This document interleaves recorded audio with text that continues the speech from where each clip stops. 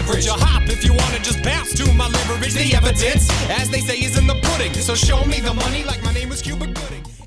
Hello and welcome to episode 48 of Entrepreneur Stories. In this episode, we sit down with Stefan Loble, the CEO and founder of Bluffworks, to discuss his company's third Kickstarter. We also discuss how Stefan came to start this company. Stefan is a non-traditional Kickstarter, I like to call it, someone who spent 20 years in the software industry prior to starting in a clothing company on Kickstarter, which he has run for the last couple of years. We get into how Stefan came to start this, where the idea came from, how he develops products. We actually get really into the nitty-gritty on developing tech packs and technical production instructions for the manufacturers to make a more efficient product and the best sewn product. It's a really great interview. I had a great time interviewing Stefan. I hope you enjoyed as much as I did, and if you do, please share it on your social media. So without further ado, please enjoy this interview. All right, welcome to today's podcast. Today we have Stefan Loble. Stefan is running his third Kickstarter right now for a blazer that doesn't wrinkle. So Stefan, welcome to the podcast. Thanks for having me, Joseph. I know your blazer does more than just not wrinkle. So how about you take just a couple minutes, tell us about your product, and tell us how many days left you have on your project. Sure. Okay. So I think we've got 11 days left. It ends on Monday, October 10th, noon Eastern. And basically, I've tired with all of the regular blazers on the market. They're so old school. They were hot.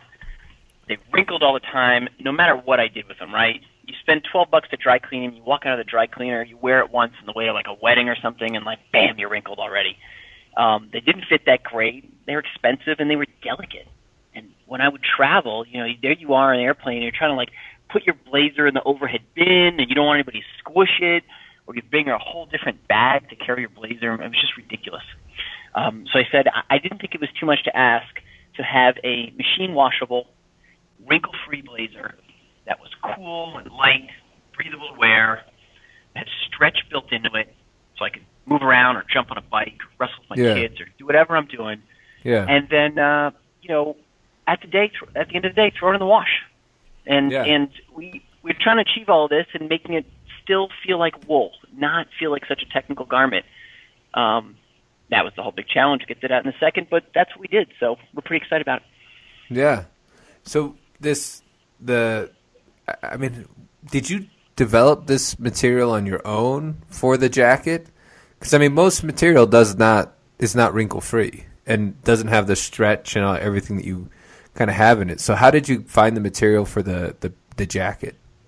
Yeah, we don't own fabric mills, and actually most companies don't, right? Even Nike and Under Armour have R&D departments, obviously. Most companies like that, Patagonia, you're buying fabrics from mills that are in Asia. And what we did is we worked with a number of mills, and we went through more than a dozen who said they could do it, and we'd get sample fabric, and if the sample fabric was good enough, then we'd wear it, and we'd wear test it. And we just kept at that process of giving feedback and refining until we got a mill that could go the distance and deliver what we needed. Okay. So this is your third project you've launched on Kickstarter, right? Correct. So the reason I bring that up is I have a lot of people, I've talked to a number of people, when they look at Kickstarters or they ran a Kickstarter and they'll tell me, you got to get off Kickstarter at some point to really start a company.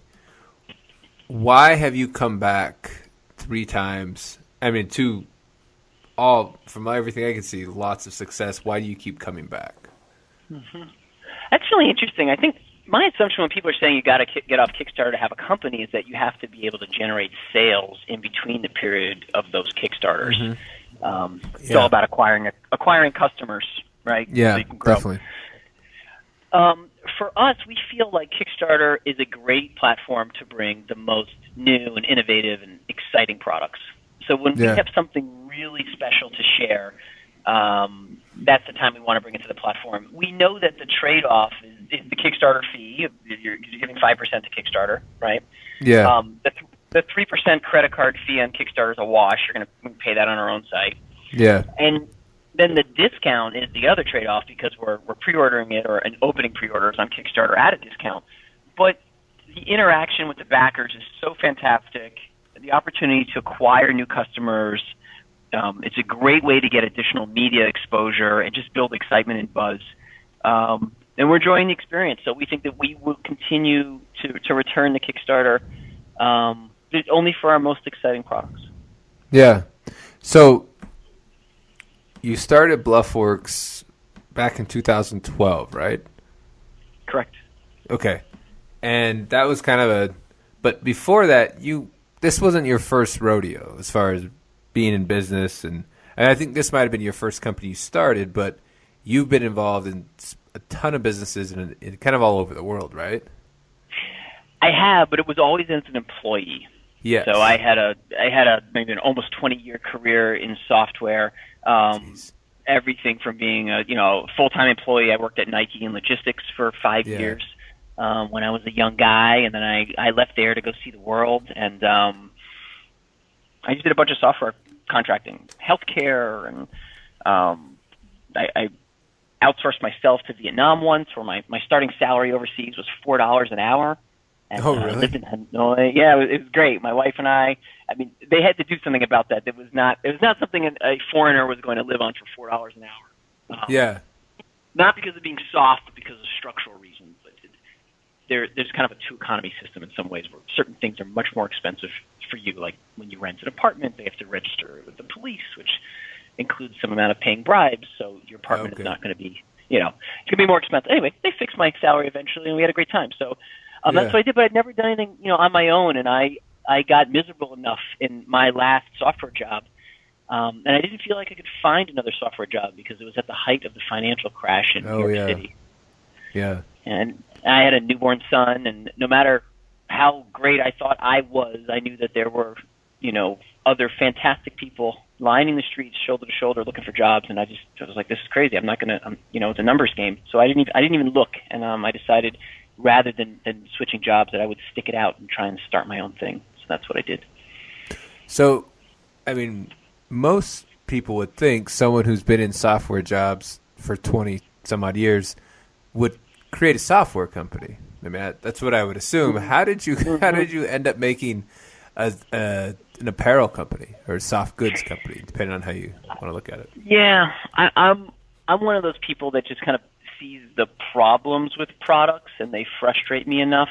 Yeah. So I've had a long string of entrepreneurial ideas for years and years, and it's only really when things got bad enough I said I need to start my own thing. And because we had lived in Vietnam and because I wore travel clothing there, I loved my travel clothes. I could ride my motorbike to work, and I didn't even have to wash them so many times. You could wear a pair of pants a couple of days in a row. Why not? Yeah. And they never wrinkled, and they were cool and light and comfortable.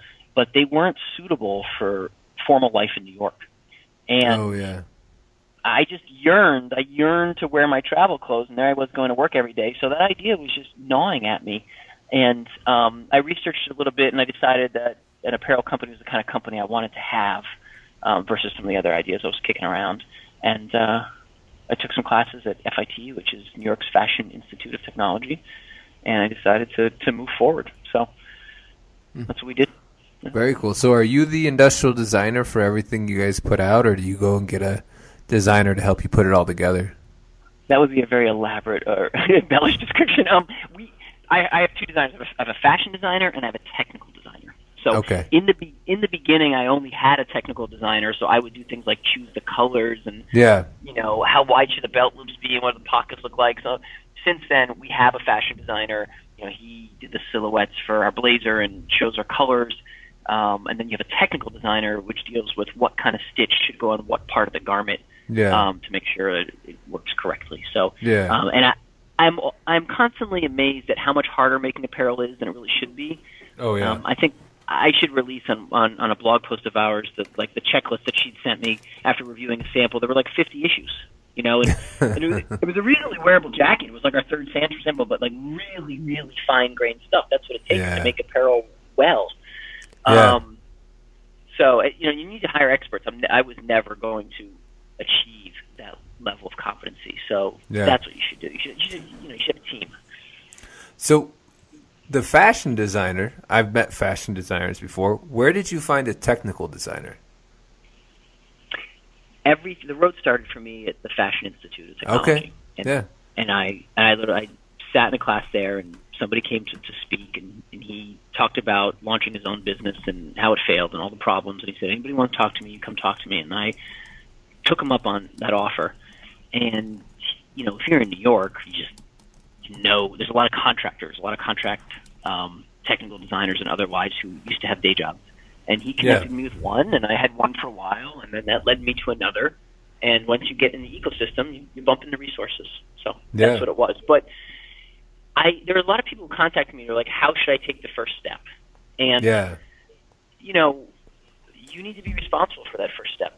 A lot of cases I'm happy to help. But if you want to start a fashion company, go take some classes at a fashion school, right? I mean, you got to get your hat in the ring. Yeah, definitely. Well, if you want to know how to do it right, too, because you don't want to have a cool design that doesn't stay together. It falls apart on you. Oh, yeah. I mean, the other thing I'm amazed at, besides how hard apparel is how much of a better company we are than we were 3 or 4 years ago. So, actually, I could, if you want to see it for yourself, if you look at the lead picture on our first Kickstarter, besides the fact that it's not a beautiful photograph, the belt loops are not the same width. They're not. Their pockets hit on different parts of the garment, and I didn't notice that at the time. I mean, they were samples that we were pulling together. So that thing can happen in the sampling process. But if I look back at that now, I can see all the things, and that's what you learn by staying in the game. You get to be more mature and accumulate more skills. But the flip side of that is that how did I come up with the idea? It's because I'm outside the industry, right? Yeah. It's you need to get fresh ideas from outside industries to see innovative and different points of view. Yeah. So you mentioned travel clothes. What's the difference between the travel clothes and what we would say traditional workwear that people were wearing before you came out with your first pair of pants? What is it? What makes up the travel clothes? So travel clothes at the time were things like Patagonia, North Face, Ex Officio, Travel Smith, and especially at the time, they all looked goofy. I mean, they were nylon or polyester, lightweight, zip-off legs, lots of pockets, mesh back, and it was this idea that you were going to someplace foreign that you really needed to gear up, which, is a little bit crazy because, people live there too, and they do just fine, you're going to be okay, but travel clothing is meant to have technical features like that. Often be wrinkle-free, maybe wash it in a sink, be durable, be comfortable, that kind of thing. So. Yeah. And so you just made that. Sorry. Go ahead. Sorry. We wanted to take those technical capabilities, and our whole thing is that you can go anywhere on apparel, and you can do anything, whether it's jump on a bike or go for a hike. And I hiked in the Alps this summer with our blazer on, under my backpack with a hip belt and, backpack straps, all that kind of stuff. You do all that stuff and you can still look great. And that's what's important to us, is that our apparel has a classic look. It's not too technical. It's not too urban. It's not too synthetic. It just looks like good classic stuff. Yeah. Yeah, no, that's really cool. I think that's something that's needed for people that travel a lot. When I did a lot of traveling for work, it was just annoying to show up, get off the plane, and go to a meeting, and your pants are all wrinkled. Your shirts, you look like a mess because most clothes aren't made to travel like that or to be used like that. Yeah, that's really cool. So, you have this blog post you pointed me to, these 27 adventures made small by becoming an entrepreneur. How did you convince Barbara Corcoran to launch one of your Kickstarter projects? That's funny. You can see the video online. If you Google Barbara Corcoran Kickstarter and YouTube, or on YouTube you search for it, you'll see a video I made in the middle of my first project where I had 60,000 or something in Kickstarter backing. It was completely unexpected. Yeah. And basically, we were preparing to launch our project. My wife had a couple of tests come back, which gave us a scare. And while we were waiting for those tests to come back, Kickstarter had approved my project, and we got the green launch button. So there I am. I'm sitting there with the green launch button. My wife gets these tests back. I'm not going to launch the project until I know that everything's okay. And everything was perfectly fine. So then we looked at each other and we're like, well, where do we launch now? I mean, we were just rocked, like our lives were turned upside down. And we found out that Barbara was doing an event at a public library in Harlem. So we said, you know what, let's go to this event and let's see what happened. And it was like, she's like, time for one more question, right? Last question. And I stood up. I told her my story. You can see this on that video. And I walked to the front of the room with an iPad, and I said, I told the whole story about my wife being sick. I hadn't mentioned you yet, but there's a point where I moved my family in with my parents to save money, to support the funding of the company, all that kind of stuff. And told her story, gave her the iPad, and said, let's launch the project right now, and she did it. So it was fun. Huh. That's pretty cool. Yeah. That's really fun. What a fun story to do that with, to be able to have that happen to you. It was really great. So what has been the best advice for launching a Kickstarter that you've received or that you've heard? Yeah, you know what? There's probably one more part of that story I should tell you, which really put the cap on it, which was we launched in Harlem. We didn't know anything about Kickstarter, and we were so young in the days of it. We take the train home, and I'm walking on the corner of 100th and Broadway, and I look at the iPad, and the first backer is my friend in Colorado, and the second backer is some other friend. And the third backer was Javier from someplace in Mexico. And I said to my wife, I was like, do you know a guy named Javier? She's like, I don't know a guy named Javier. Do you know a guy named Javier? I was like, I don't know. Everyone was like, woo-hoo! And like that was the moment, like the third backer. I mean, it speaks to the power of Kickstarter too. Yeah. It's a guy from Mexico. Didn't know the guy, and we're like, wait a second, like this might work. And that was like an incredible feeling. Yeah. Standing on the corner of 100th and Broadway, drinking champagne out of a bottle in a paper bag. I mean, it was just like, that was a good moment. Yeah, definitely. Yeah, I mean that is the crazy thing about how global Kickstarter is. I think that's what blew my mind. I did really well in Singapore with my campaign, for example, and it's just always. I always just am like, there's gonna be people in Singapore with my product. Like, it's hard to wrap my head around that concept. Yeah, it's awesome. Yeah, it is. So, as you've ran different campaigns, what is the best advice you've ever received for running a campaign or marketing a campaign? I think maybe it's a little bit of. I would want to turn that around and say, what's the best practice I've ever observed on a project? Okay, I think that's really important. And the reason is because when I started in Kickstarter, it was so early for Kickstarter. The Kickstarter's evolved over the years, and the places that I've picked up kind of the most advice is by watching other campaigns. So something that I will share is that it's really important for a project creator to back other campaigns. Like, it's indispensable. Like, first of all, I think it's rude to go to the platform, ask for a bunch of money, and not have backed anybody else. I mean, I don't know if people do that. But the second thing is that you have to get on other campaigns so you see how they do their email updates and the kind of questions and comments they have, and you really learn a lot from them, and you get in the inside. So that's the first thing. Second thing is another difference between my first campaign and Kickstarter today is that today in Kickstarter you need to bring some audience. I mean, the platform will provide great exposure, and there are some projects there that just look fantastic and they immediately rise to the top, and maybe you'll become a staff pick, which they now call projects we love. And you'll definitely get exposure, but the real way to succeed is by getting media coverage in order to bring audience from the outside. Yeah. That's important. So how do you get media coverage then? Like, what's the number one strategy you've used? For us, the number one thing is having a product that they can touch and handle before the campaign launches. Okay. So imagine nobody held one of our blazers, right? So you're going to email them advance of the campaign. You're going to go, we're going to launch this great blazer. And they're like, wow, that sounds cool. Let me know when you launch. They want to see, how does it look? How does the video look? Is it catching on? Are you raising $1,000 or $100,000?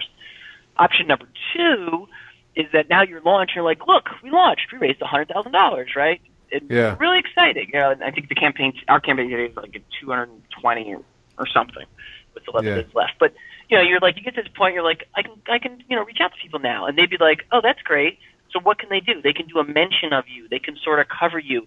They can't review the product. They could say Stefan Loble has a really great looking blazer on Kickstarter. They can't say Stefan Loble made this incredible blazer. I wore it from here to here and here, took it home, washed it in the washing machine, and it still looks great. So getting the product in their hand is really, really important. Yeah. And it's not possible for all industries, right? Yeah. Or not as easy for all industries. But I think that's a critical success factor to lining up press like that. And the last thing I'd say about that is that you still need to work in a lot of time for press. I mean, there's people, they need to get in their cycle, they need to get the story done. Like, don't expect somebody to just like get off the dime and just write about it tomorrow. You need to allow weeks in there. Yeah. Well, so for this current campaign, how much press have you gotten for this one? So now we're almost going to go the other direction. Because you don't have, like, you know how some campaigns that have, like, the 5 inches of, like, oh, we were on all these. Yeah. You're on all this press. I mean, you're on Gear Patrol, which is massive. But I'm just curious, yeah.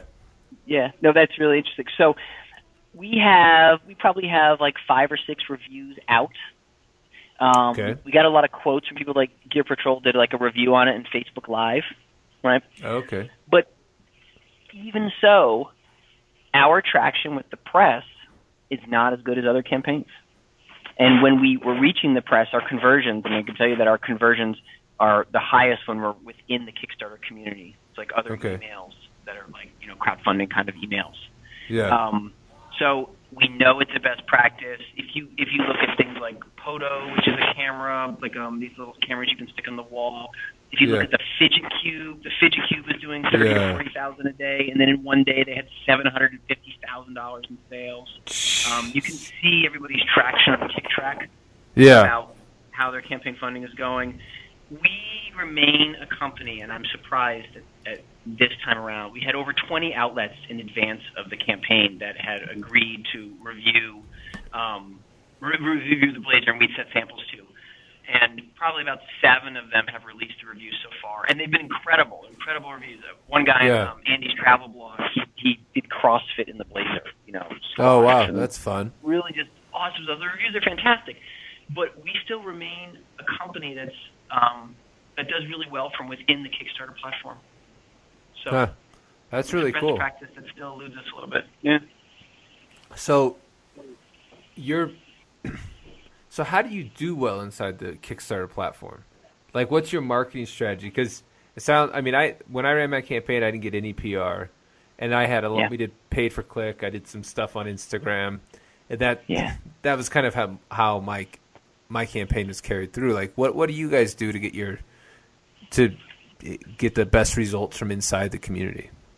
A couple of thoughts. The first goes all the way back to our first campaign when I'd asked my father-in-law, like, what did he think made it so successful? And he's an attorney, and I don't know if this is kind of a cliche answer. He's like, well, when people used to ask me how I won a case for them, I would tell them that I built this wall, and it was a successful wall. But which brick did you want me to remove in the wall?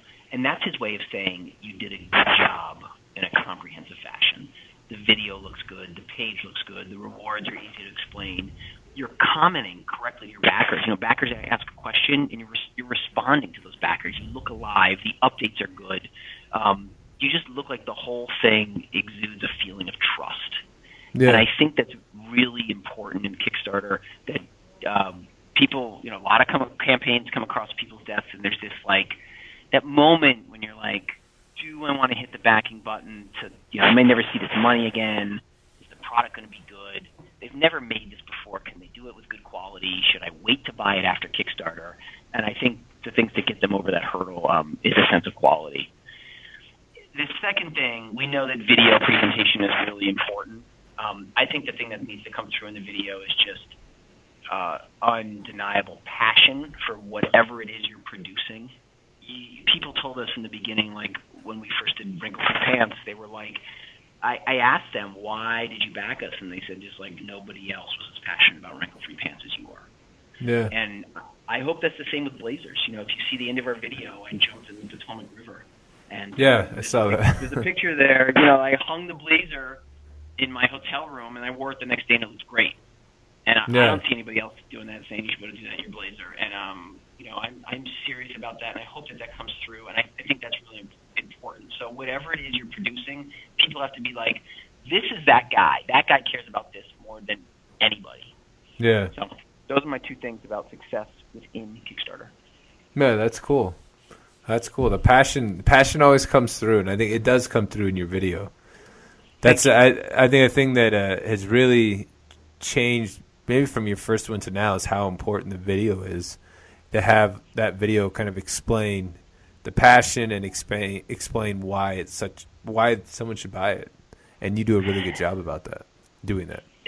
You know, this might be helpful for people because we went back and we studied our first video, which people said maybe it was a little bit too long, 3.5 minutes or something, 3:45. They're like, it was too long, but we watched the whole thing, and I was like, okay. You know, the production value was lower. I used the GoPro and all that kind of stuff. Our second video, I tried to do something creative. It was like a little bit more dramatic about this mob boss, and I was bringing her this great pair of pants, and it just didn't fly, right? Yeah. And so when we made this video, we went back and looked at our first one, and we're like, what is it about the first one? And part of it was back to our authentic story and just my problem and solution experience. But the other thing we realized is I think the first 5 or 10 seconds of your video have to have a hook. And that hook needs to be some sort of problem or compelling solution that you're offering that gets people into it. And a guy I know who was pretty famous on Kickstarter named Jake Bronstein, who ran Flint Tender. Yeah, right? Yeah.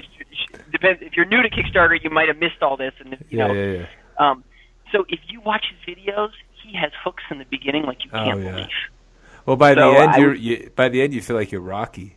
You're like, all right, totally, right? You're ready to run through the wall with Jake. You're ready to go. Yeah, you are. And you know, it's funny. I'm trying to convince. Well, I sent Jake a note on LinkedIn saying, hey, I have the next project for you. You know, you should do a project that revolutionizes the post office. That's what I want Jake to do. I want him to save our post office.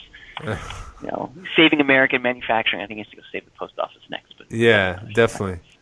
That would be awesome. That would be very awesome.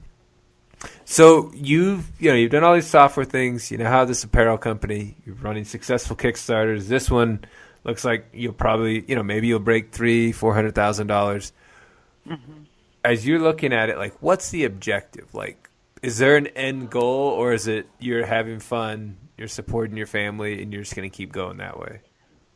What's my personal objective, or what's the objective for the company? The company, yeah, the objective for the company. Like, is it to the big thing that where I live in Utah, there's a big startup scene that's kind of growing, and I love to ask people like, so what's your plan?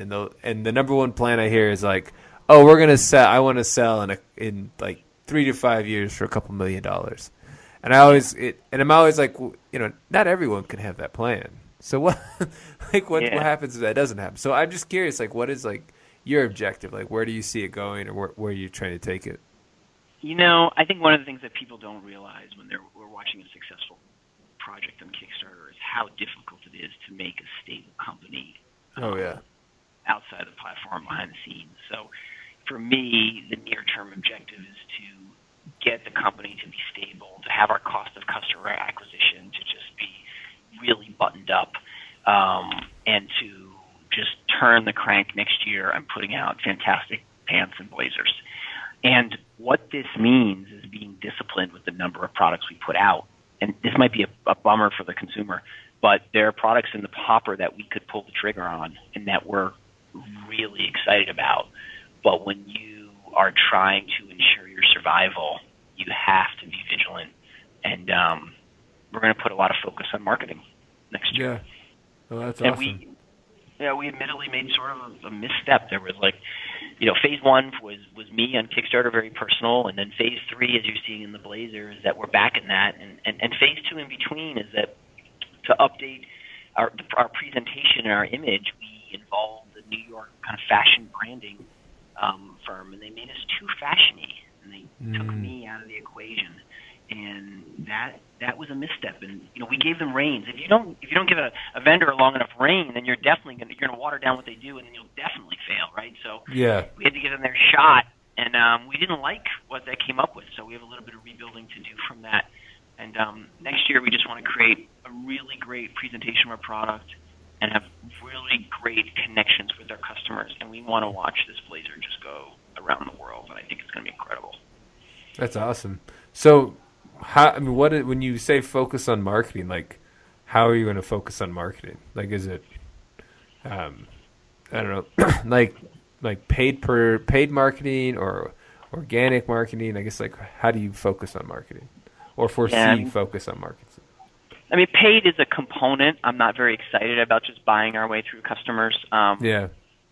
There is a path to growth where you can spend on customer acquisition, and even if that level of spending is not sustainable in the long term, if you have investors, they can be happy with that because they understand what it's taking to achieve that growth, and they figure.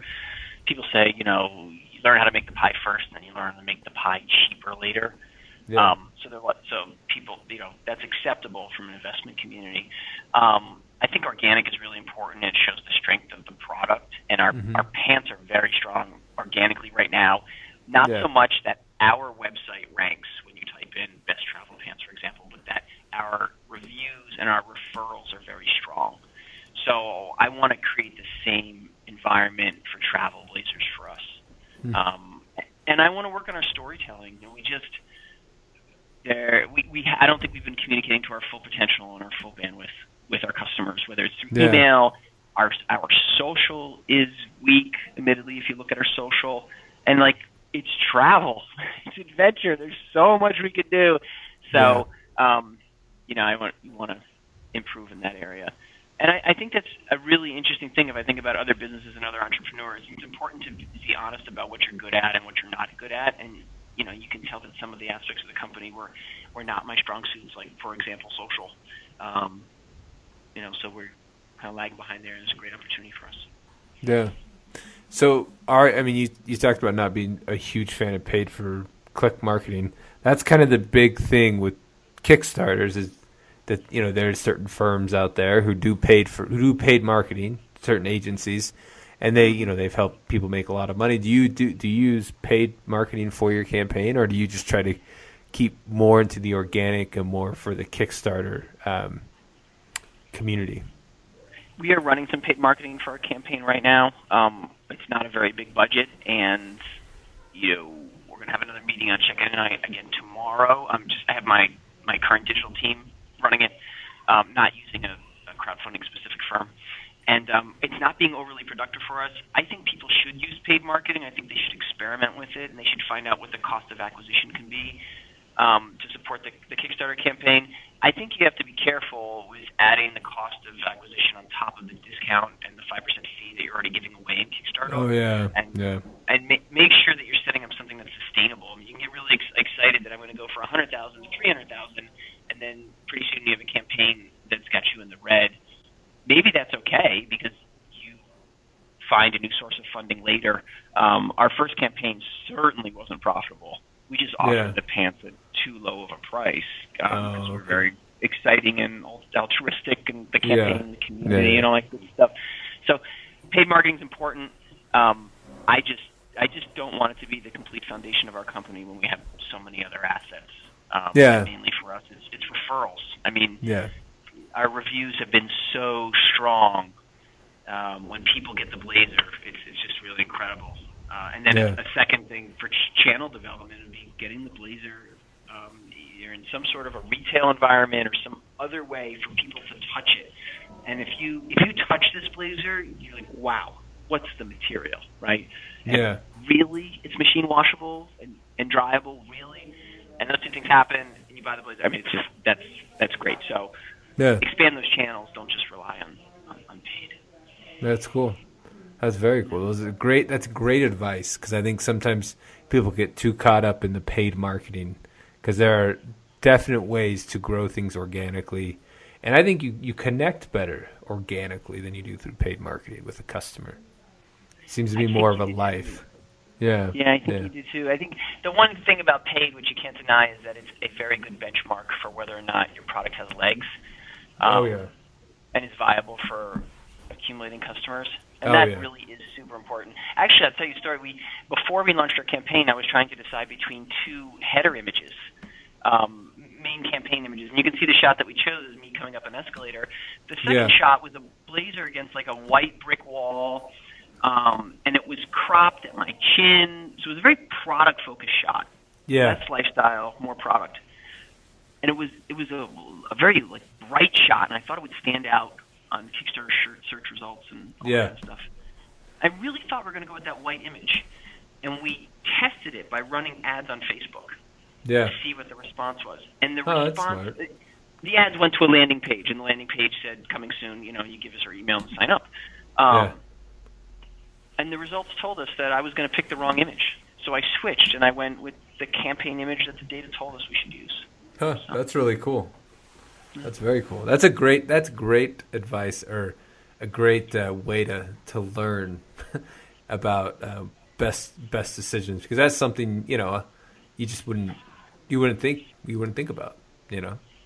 You wouldn't think that people would want the photo that to you doesn't make sense. So it is a great photo, though. It is great, the one you're going up the stairs.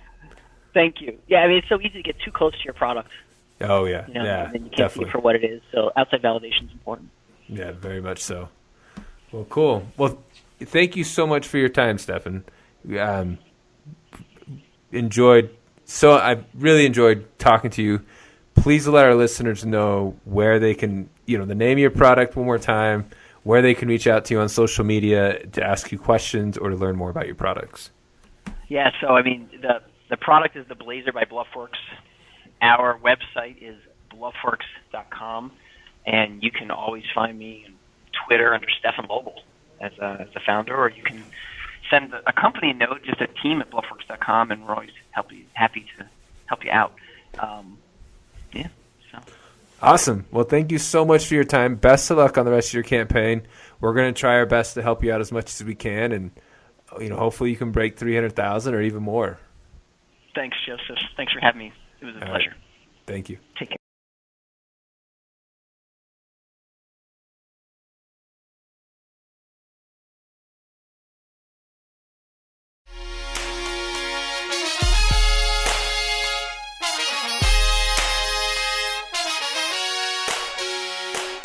Thank you for taking the time to listen to this episode.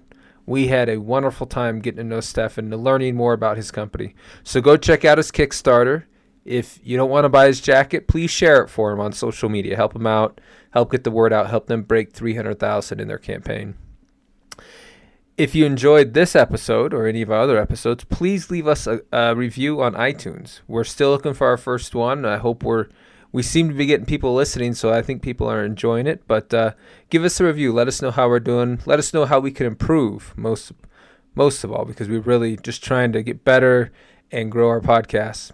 Also, check out our sponsoring company, The Breton Company, which is my company at thebretoncompany.com, and learn more about the modern day briefcase and also our upcoming Kickstarter for our duffel bag.